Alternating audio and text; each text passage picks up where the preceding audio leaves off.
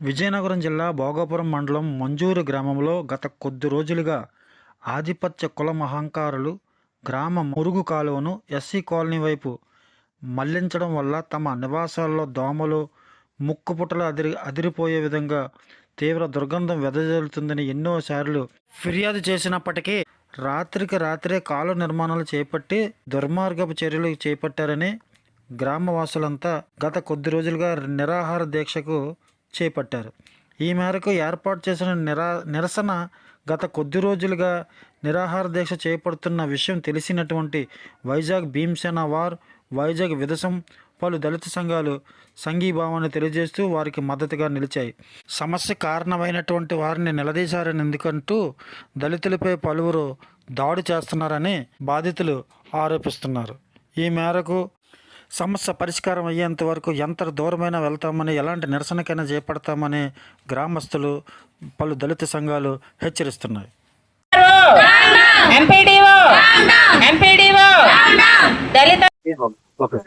నా పేరు K Chinnarao, president Bhimasena war Visakhapatnam. మేము ఇక్కడికి ఎందుకు వచ్చామంటే 2023లో ఇంజేరు గ్రామంలో వెళ్తున్న మురుగు కాలువ రైట్ సైడ్ కి మరొక పక్క వెళ్తున్న కాలువ వేసి దాన్ని అడ్డుకొని ఎస్సీ కాలనీ మీదుగా వెళ్ళి మురుగు కాలువకి కనెక్షన్ ఇవ్వాలని వాళ్ళు ప్రయత్నించినప్పుడు అక్కడ ఉన్న ఎస్సీ కాలనీ ప్రజలంతా దాన్ని వ్యతిరేకించారు. ఆ వ్యతిరేకించే క్రమంలో వాళ్ళు మమ్మల్ని అడిగినప్పుడు మేము ఇక్కడికి వచ్చి దాని మీద స్పందించి కలెక్టర్ కు అలాగే ఉన్నతాధికారులు అందరికీ తెలియజేయడం అయింది.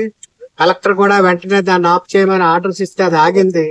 తర్వాత వాళ్ళు ఆ కాలువను మూసేయకుండా యువతలకు వచ్చే కాలువని వాళ్ళు ఓపెన్ గా ఉంచేయడం వల్ల ఎస్సీ కాలనీకి వెళ్లే మార్గం అంతా కూడా వాటర్ నిండిపోయి ఫ్లడ్ అయిపోయి వీళ్ళకి ఇంటికి వెళ్లే వాళ్ళ కాలనీకి వెళ్లే దారి లేకుండా అయిపోయినప్పుడు ఎస్సీ కమిషన్ చైర్మన్ తీసుకురావడం జరిగింది. ఆయన కూడా ఆ వాటర్ లో నడుస్తూ మొత్తం ఉన్నతాధికారులందరికీ ఒక హెచ్చరిక చేశారు. ఇది కానీ ఇమీడియట్ గా చేయకపోతే మిమ్మల్ని అందరినీ అరెస్ట్ చేసి మీ మీద యాక్షన్ తీసుకోవాల్సి ఉంటుంది. కానీ అవన్నీ కూడా ఆగినాయి. అయితే ప్రభుత్వాలు మారిన తర్వాత, ఇప్పుడు వచ్చిన కూటమి ప్రభుత్వం వచ్చిన తర్వాత మళ్ళా ఇక్కడ ఉండే ఎవరైతే అక్కడ కాపు గాని ఉన్నత కులాలు ఎవరైతే ఉన్నారో వాళ్ళు ఈ జనసేన ప్రోద్బలంతోనో లేకపోతే వాళ్ళ అండదండలతోనో మళ్ళా అదే కార్యక్రమాన్ని చేయడానికి ప్రయత్నించడంలో వాళ్ళు ఇప్పుడు మరో పన్నాగం పడ్డారు. అదేంటంటే ఎస్సీ కాలనీలో ఉండే వ్యక్తులకే ఆ కాంట్రాక్ట్ అప్పచెప్పి కావాలని వాళ్ళ ద్వారా పని చేయిస్తే వీళ్ళు కొట్టుకుని చేస్తారు, మాకు హ్యాపీగా ఉంటామని చెప్పి వాళ్ళు అనుకున్న కోరిక తీరుతుందని అనుకున్నారు. కానీ ఇది మొత్తం వివక్షతో కూడిన విషయం. దీని మీద ఎస్సీ ఎస్టీ అట్రాసిటీ కింద కేసు నమోదైంది. హైకోర్టులో దాని స్టే కూడా తేవడం జరిగింది. అయినా కూడా మళ్ళా ఇప్పుడున్న ప్రభుత్వాలు కింపనకుండా ఉండి వాళ్ళ వెనకాల మద్దతుతో వస్తున్న ఈ అగ్రకుల అహంకారం, ఈ వివక్షత కారణం కాబట్టి మొత్తం దీన్ని పెట్టేది లేదు. ఇదేంటంటే హైకోర్టు ఆర్డర్స్ కూడా ధిక్కరించి వీళ్ళు చేస్తున్నారు కాబట్టి ఇది కోర్టు కంటెంప్ట్ కింద వస్తుంది. కాబట్టి ఖచ్చితంగా వీళ్ళు కనుక దీన్ని కొనసాగించాలనుకుంటే, అలాగే పోలీస్ స్టేషన్ లో కేసులు నమోదు చేసినా కూడా వాళ్ళ మీద ఏమి యాక్షన్ తీసుకోలేదు. అలాగే కలెక్టర్ కూడా మేము కలుస్తాము. ఇక్కడ యాక్షన్ తీసుకుపోయినట్లయితే ఖచ్చితంగా అది కంటెంప్ట్ ఆఫ్ కోర్టు కింద ఆర్డర్ తెచ్చి వీళ్ళందరి మీద ఎస్సీ ఎస్టీ అట్రాసిటీ కేసు ఒక ప్రజలకే కాదు ఇక్కడ ఉన్నతాధికారులందరి మీద కూడా మేము ఆ కేసుని పెట్టాలని గవర్నమెంట్ వెంటనే దిగొచ్చి స్పందించి ఇక్కడున్న లోకల్ యంత్రాంగం ఏదైతే రాజకీయ యంత్రాంగం ఉందో ఎమ్మెల్యే వీళ్ళంతా వచ్చి కూడా ఈ సమస్యను వెంటనే పరిష్కరించాలి. పరిష్కరించకపోయినట్లయితే వాళ్ళందరినీ కూడా ఈ ఎస్సీ ఎస్టీ అట్రాసిటీ కింద వాళ్ళని దోషులుగా మేము నిలబెడతామని చెబుతూ ఈ కార్యక్రమం జరుగుతున్న మా ముంజూరు మా ఎస్సీ కాలనీ ప్రజలందరికీ కూడా మేము మద్దతుగా ఉంటాం. వాళ్ళ సమస్య తీరే వరకు మేము ముందుండి పోరాటం చేస్తామని మీ అందరికీ తెలియజేస్తున్నాం. ఇప్పుడు ప్రభుత్వం వెంటనే దిగొచ్చి సమస్యని పరిష్కరించాలి. ఆ కాలంని ఎస్సీ కాలనీ మీద కాకుండా ఎప్పుడు అంతకు ముందు ఎలాగైతే ఉందో అటువైపే మళ్ళించాలని డిమాండ్ చేస్తున్నాం. జై భీమ్. న్యాయం జరిగేంత వరకు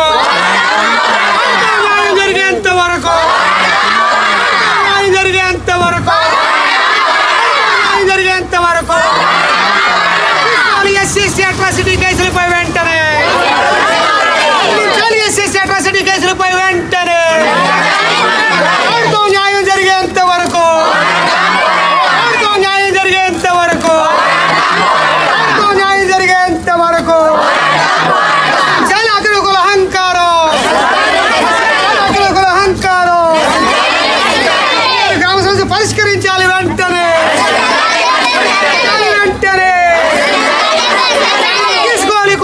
కులవక్షలపై వెంటనే తీసుకోవాలి, కులవక్షలపై వెంటనే చేయాలి, ఉన్నతాధికారులు వెంటనే చేయాలి, ఉన్నతాధికారులు వెంటనే చేయకండి ప్రజాస్వామ్యాన్ని, చేయకండి ప్రజాస్వామ్యాన్ని, లాలి ప్రజాస్వామ్యం, లాలి ప్రజాస్వామ్యం, లాలి భారత రాజ్యాంగం, లాలి భారత రాజ్యాంగం. లేదా ఈ ప్రభుత్వానికి, లేదా ఈ ప్రభుత్వానికి, లేదా ఈ ప్రభుత్వానికి, లేదా ఈ ప్రభుత్వానికి బాధ్యత లేదా ఈ ప్రభుత్వానికి, ప్రజాస్వామ్య బాధ్యత లేదా ఈ ప్రభుత్వానికి, బుద్ధి లేదా ప్రజా ప్రతినిధులకు, లేదా నియోజకవర్గం ఎమ్మెల్యేకు, లేదా ఎంఆర్ఓ ఆఫీసర్కు, బాధ్యత లేదా ఎస్పీ గారికి, బాధ్యత లేదా స్థానిక గ్రామ అధికారులకు. పోరాడి తీరుతాం, సాధించి తీరుతాం, సాధించి తీరుతాం, పోరాడి తీరుతాం, పోరాడి తీరుతాం, సాధించి తీరుతాం, శిక్షించాలి దోషుల వెంటనే. ఈ స్పోర్ట్స్ ఇచ్చిన ఆర్డర్, ఎస్సీ కమిషన్ ఇచ్చిన ఆర్డర్, మన ఇక్కడ ఎంపీడీఓ ఇచ్చినటువంటిది మొత్తం ఏ టు జెడ్ డాక్యుమెంట్స్ అన్ని మీకు ఇక్కడ ఉన్నాయి. నేను మీకు మాట్లాడితే తెలుస్తా. ఏమండి, నా పేరు doctor Rajendra Prasad, BMC general secretary. ఈ రోజు మా కార్యవర్గం అంతా ఇక్కడ వచ్చారు. ఇక్కడ రావడానికి మెయిన్ కారణం ఏంటంటే 2019 నుంచి ముంజేరు ఎస్సీ కాలనీ, సిద్ధార్థ కాలనీకి వెళ్ళడానికి అసలు దారి లేదు, ముందు రోడ్డు లేదు. తర్వాత అక్కడ ఉన్నటువంటి డ్రైనేజ్ కాలువ యథావిధిగా ముక్కో రోడ్డు నుంచి పక్కకి వెళ్ళిపోతుంటుంది పూర్వకాలం. ఆ రోడ్డుని చేరిపోయే డ్రైనేజ్ ని ఎవరైతే ఇప్పుడు పాలక వర్గం ఉన్నారో ఆ పాలక వర్గం దాన్ని ఆపేసి ఎస్సీ కాలనీ వైపు మళ్లించారు. దాన్ని మన వాళ్ళు పోరాడితే దాన్ని ఆపేసి చెత్త తెచ్చాడు వేసారు, మొత్తం డెబ్రిస్ అంతా అదే కాలనీలో. తర్వాత మన వాళ్ళు ఎస్సీ కమిషన్ ని అప్రోచ్ అయితే ఎస్సీ కమిషన్ వచ్చి డైరెక్ట్ గా మృతకాలంలో తిరిగి ఒక ఆర్డర్ ఇచ్చి తర్వాత అదే విషయాన్ని హైకోర్టుకి మనం సబ్మిట్ చేస్తే హైకోర్టు కూడా ఆ ఇంత ముందు ఎలా వెళ్ళిపోతుందో డ్రైనేజీ దాని సరిపడే ల్యాండ్ ని జిరాయితీ గాని ప్రైవేట్ ల్యాండ్ గాని గ్రామ పంచాయతీ మీటింగ్ పెట్టి అనుమతితో గ్రాండ్ గ్రామ పంచాయతీ గ్రాండ్ తో ఆ ల్యాండ్ ప్రొక్లైమ్ చేసి ఈ డ్రైనేజ్ ఆ రకంగా పంపమానంటే అక్కడ ఆగిపోయింది. అదే విషయాన్ని కలెక్టర్ కూడా, విజయనగరం కలెక్టర్ కూడా ఆర్డర్ ఇచ్చాడు. సో అక్కడ ఆగినటువంటి ఇష్యూని మరలా రీసెంట్ గా ఈ లోకల్ ఉన్నటువంటి మన మాధవి గారు ఎవరైతే ఉన్నారో ఎమ్మెల్యే గారు, ఆవిడ ప్రోద్బలంతో ఈ కూటమి ప్రభుత్వం వచ్చిన తర్వాత మళ్ళా అదే డ్రైనేజీని మళ్ళీ ఎస్సీ కాలనీ వైపు మార్చి 8వ తారీఖున నవంబర్ 18న వచ్చి ముందు ఒకసారి జేసీబీతో వచ్చి దాన్ని టచ్ చేసి మళ్ళీ 20వ తారీఖున అందరూ ఎస్సీ కమిషన్ కలవడానికి వెళ్ళినప్పుడు ఈ లోపల ఊర్లో దాన్ని డ్రైనేజ్ చేసేసి ఈ జనాల్లో వచ్చి ఊర్లో ఉన్నటువంటి పాలకొరకు అంతా వీళ్ళందరూ కొట్టారు. దాన్ని మేము అట్రాసిటీ ఫైల్ చేసాం. అట్రాసిటీ ఫైల్ చేస్తే ఎవరైతే ఉన్నారో వాళ్ళని ఈ రోజు వరకు అరెస్ట్ చేయలేదు ప్రభుత్వం గాని ఈ లోకల్ ఎస్ఐ గాని సిఐ గాని వాళ్ళని ఈ రోజు వరకు వాళ్ళని టచ్ చేయలేదు. మేమేం అడుగుతున్నామంటే ఇంతకుముందు హైకోర్టు డైరెక్షన్ లో ఏమిచ్చిందో ఆ ముక్కం రోడ్డు దగ్గర ఒక 10 మీటర్లు పైప్ వేస్తే వాటర్ పైప్ బయటకు పోద్ది. చిన్న సింపుల్ ఇష్యూ అది. దాన్ని కావాలని ప్రెస్టేజ్ ఇష్యూ పోయి కుల మతాలని టచ్ చేసుకుంటూ దళితులు కదా వాళ్ళు ఎవరు ఏం చేయాలనే ఉద్దేశంతో డ్రైనేజ్ ఆ వైపు పెట్టారు. నీ పేరు? నీలిమా సార్. మాది Munjaru Siddhartha colony, SC colony sir. Siddhartha SC colony. ఇక్కడ వరకు వచ్చి ఆగిపోయింది. కొత్తగా కట్టారు. కొత్తగా కట్టారు సార్. ఈ కాలువ ఓసీ వాళ్ళు వాడిన మురుగునీరు అంతా తీసుకొచ్చి ఇదిగోండి సార్, ఇక్కడ మేము నివసిస్తున్న ప్రాంతాల్లోని ఇక్కడ దాకా తవ్వి ఆపేశారు సార్ ఇక్కడికి సార్. ఇది ఇదిగోండి సార్, మొత్తం వాళ్ళు వాడుతున్నదంతా ఇక్కడికే తీసుకొచ్చి ఇక్కడి నుంచి మరి కన్స్ట్రక్షన్ ఏదో లేదు సార్. ఊర్లో వచ్చిన మురుగునీరు అంతా కలిపి ఈ కాలనీ మీద వదిలేశారు సార్. ఇక్కడ మేము ముసలి వాళ్ళము, పిల్లలము చాలా మంది ఉన్నారు సార్. కానీ ఇది వద్దని సరే ఇలాంటి మురికి నీరు వల్ల ఏమైనా మాకు అనారోగ్య సమస్యలు వస్తాయని గత 6 సంవత్సరాల నుంచి కాలం వద్దనుకొని మేము మొరపెట్టుకుంటున్నాం సార్. అయినా సరే వినకుండా దౌర్జన్యంగా మొన్న జరిగిన 20వ తేదీన మాకు దౌర్జన్యంగా ఒక 100 మంది వచ్చి అడ్డుకున్న ఎస్సీ ఆడపిల్లలు కూడా, ఆడవాళ్ళను కూడా చూడకుండా మా మాలలు వేసుకొని నిర్దాక్షిణ్యంగా మా జాకెట్లు చింపి డ్రెస్సులు చింపి అసభ్యంగా ప్రవర్తించి దౌర్జన్యంగా సరే మమ్మల్ని కొట్టి జుత్తులై పీకి నోటితో దుర్భాషలారి మాలంజల్లారా అలాగే ఎలాగని చెప్పి మమ్మల్ని చిత్రవద చేసి మమ్మల్ని దౌర్జన్యంగా కొట్టి మరీ కాలువ కట్టారు సార్. రాత్రి కన్స్ట్రక్షన్ చేసి కట్టేశారు సార్. ఒక్క రాత్రే సార్. మేము గత 7 సంవత్సరాల నుంచి వద్దంటున్నాం. ఇంతకు ముందు మేము ఇలాగే బాధలు పడి మాకు కొన్ని సంఘాల వారి తరఫున మేము గౌరవనీయులైన డాక్టర్ విక్టర్ ప్రసాద్ గారు అని ఎస్సీ చైర్మన్ గారిని మేము కలిసాం సార్.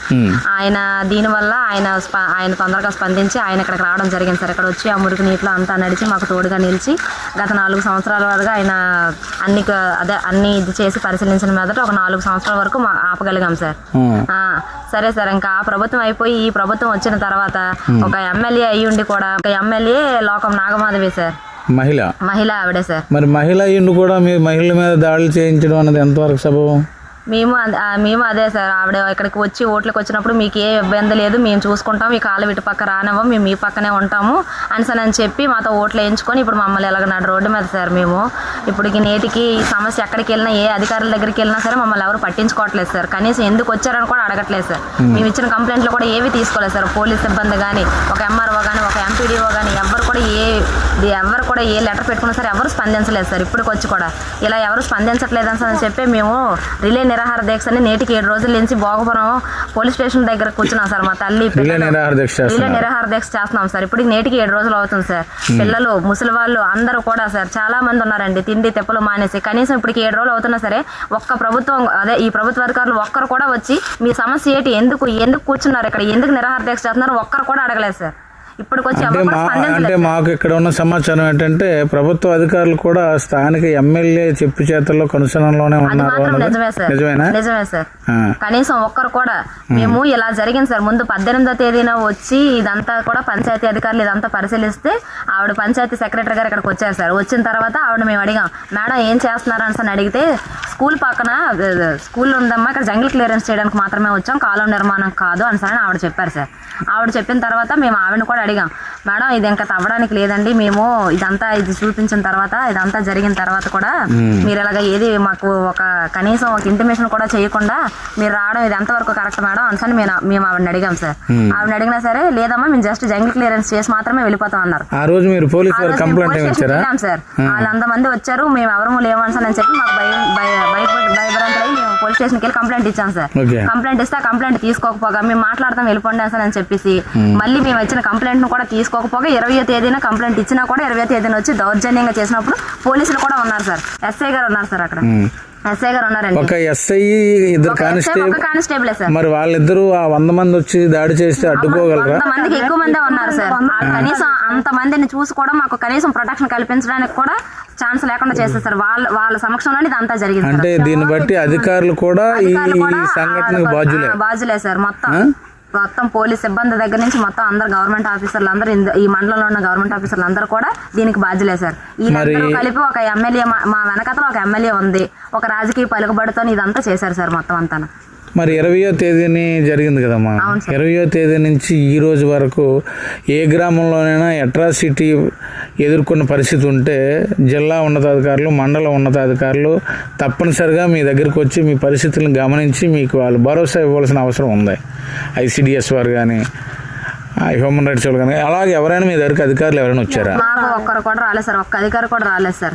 పైగా ఇంకా మమ్మల్ని మా కాలనీకి వచ్చి మా ఆడవాళ్ళ మీద దౌర్జన్యంగా మమ్మల్ని కొట్టడమే కాకుండా ఇంకా తిరిగి మా మీద ఇంకా మా స్టూడెంట్స్ మీద కూడా కేసులు పెట్టారు సార్. కౌంటర్ కేసు పెట్టారు సార్. అందులో చాలా మంది చదువుకున్న స్టూడెంట్స్ కూడా ఉన్నారు సార్ కాలేజ్కి. మరి ఉన్నతాధికారులు మేము అడిగితే ఆల్రెడీగా వస్తున్నామండి, గ్రామంలోకి వస్తున్నాం అంటారు. గ్రామంలోకి వచ్చి వాళ్ళ ఇళ్ళకి వెళ్తున్నారా, మీ దగ్గరికి రావట్లేదా? ఇప్పటికి వచ్చి ఒక్కరు కూడా రాలేదు సార్. ఇది కన్స్ట్రక్షన్ అయ్యేటప్పుడు ఇక్కడ బందోబస్తుగా ఒక ఇంచుమించు ఒక 10-15 మంది కానిస్టేబుల్ అందరినీ పెట్టుకున్నారు సార్. ఇది కన్స్ట్రక్షన్ అయిన రోజు దాడి జరిగినప్పుడు మేము ఇదే మాట మేము డిఎస్పీ గారి ఆఫీస్ కి విజయనగరం వెళ్ళి అడిగితే మేము పికెట్స్ ని పెట్టాం కదా అని అడిగారు సార్. పికెట్స్ ని పెట్టారు కానీ వాళ్ళు మా దగ్గర లేరు మేడం, మేము చెప్పింది కదా. మా పిల్లలు వీధుల్లో వెళ్ళినా సరే, కాలేజ్ స్టూడెంట్స్ వెళ్ళినా సరే కామెంట్స్ చేయడం, వల్గర్ గా మాట్లాడడం, మీకు ఇంతే, మీరు ఎక్కడికి వెళ్ళినా ఇంతే, ఏంటి మీకు ఇలాగే మీ మీద కేసులు పెట్టాం అయినా మీకు సిగ్గులేదా, మీరు ఇటుపక్క రావడం ఏంటి, మీకు ఏమైనా రోడ్లు లేవా, అది లేదు ఇది లేదు చాలా దీనిగా దారుణంగా మాట్లాడారు సార్. మాట్లాడారని అని చెప్తే మేము పికెట్స్ ని పంపిస్తామమ్మా వాళ్ళకి చెప్పండి కంప్లైంట్ అన్నారు సార్. కానీ ఏ ఒక్క పోలీస్ కూడా ఇప్పుడు వచ్చి మీ పరిస్థితి ఏంటని ఒక్క కాలనీలో ఉన్న ఒక్కరిని కూడా ఎవరు అడగలేదు సార్. మరి ఇప్పుడు మీ భవిష్యత్తు నిర్ణయం ఏంటమ్మా? ఇప్పుడు ఈ నిరాహార దీక్షలో కూర్చున్నాం, ఏదైనా మాకు సంఘాల వారి తరపున మాకు ఎవరైనా మద్దతు తెలిపి మా సమస్యను మీ సమస్యగా భావించి మీరందరూ కలిపి మాకు తోడుండి నడిపిస్తారని మీ మరి స్థానిక ఎమ్మెల్యే లోకం మాధవ్ గారు మీ గ్రామాన్ని సందర్శించలేదా? ఒక్కసారి కూడా సందర్శించలేదు సార్. ఎప్పుడు ఆవిడ ఓట్లకు వచ్చారు సార్ ఇక్కడికి, ఇప్పుడు వచ్చి కాలనీ ఎలాగుందో ఆవిడకి తెలియదు సార్. ఈ సంఘటన జరిగిన తర్వాత మీరు వెళ్ళారా? జరిగిన తర్వాత మేము ఆవిడని కలడానికి ఇంచుమించు 4-5 సార్లు తిరిగాం సార్. మొత్తం అందరం కలిపి అందరు బాధ్యతలు అందరూ కలిపి మాతో ఒక్కరు కూడా మాట్లాడలేదు సార్. ఆవిడ ఎప్పుడు వచ్చినా సరే మేము లేము, కలడానికి ఇప్పుడు అవ్వదు అని సరే చెప్పి పంపించారు సార్. అంతేగాని మేము ఒక్కసారి కూడా ఆవిడని కలలేదండి. ఓట్లేసి గెలిపించినందుకు లోకం మాధవ్ గారు మీకు శిక్షణ ఇచ్చారు. మీకు తోడుండి మీకు వెన్నుండి నడిపిస్తాం, ఈ కాలు విటిపై ప్రాణివ్వకుండా చేస్తామని వాగ్దానం చేశారా? కూడా చెప్పారు సార్. ఓట్లకు ముందు చెప్పారు సార్. ఇటు పక్క రానివ్వం అని చెప్పారు. ఓట్లు వేసిన తర్వాత ఇది జరిగింది సార్. ఆవిడ దౌర్జన్యంగా కట్టారు సార్. ఒక్క రాత్రిలో. మీ వయసు ఎంత? మీ వయసు ఎంత ఉంటది? 55-60 ఉంటుందా? మరి నువ్వు ఇక్కడే పుట్టావా? మరి మీకు ఆ కాలువ మొదటి నుంచి ఎలా వెళ్ళేది? కాలువ అటు బస్ స్టాప్ ఉందండి, ఆ రూట్ లో వెళ్ళేదండి. ఇటు వచ్చేది కాదు, వచ్చేది కాదు. బస్ స్టాప్ కాడ ఉన్న చిన్న గొట్టాన ఉండేది, కాలువ ఉండేది. ఆ కాలంలో దించారండి. అదే దారి, అది మొక్క దారికి. మరి ఇప్పుడు ఇటు పెట్టారు. ఇప్పుడు ఇటు పెట్టారు. ఒక్క మనిషి కోసం పిటిషన్ పెట్టేశారు అనమాట. ఆ ఒక్క మనిషి ఒప్పుకునేదానికి అటు ఆ మనిషి ఒక కుటుంబం పడిన ఆవేదన కన్నా ఒక కుటుంబం కంప్లైంట్ చేసి వద్దని అనేసి మాత్రాన ఒక 70-100 కుటుంబాలు ఉన్న ఇంటి వైపు పిల్లలు ముసలి వాళ్ళు అన్ని ఉన్న ఇంటి వైపు ఇటువైపు ఎస్సీ అంటే కేవలం కుల వ్యవస్థతో చేశారు సార్. అంటే వాళ్ళు మాకన్నా తక్కువ జాతి. సమస్య పరిష్కారం అవ్వకపోతే ఇంకా ఇంకా సార్ ఆమరణ నిరాహార దీక్ష ఇంకా ఇక్కడ స్టేట్ కానీ జిల్లా కానీ ఎక్కడికైనా సరే వెళ్ళి సమస్య పరిష్కారం అయినంత వరకు పోరాడతాం సార్. శాంతియుత పోరాటాలు చేస్తారు. పోరాటాలే సార్.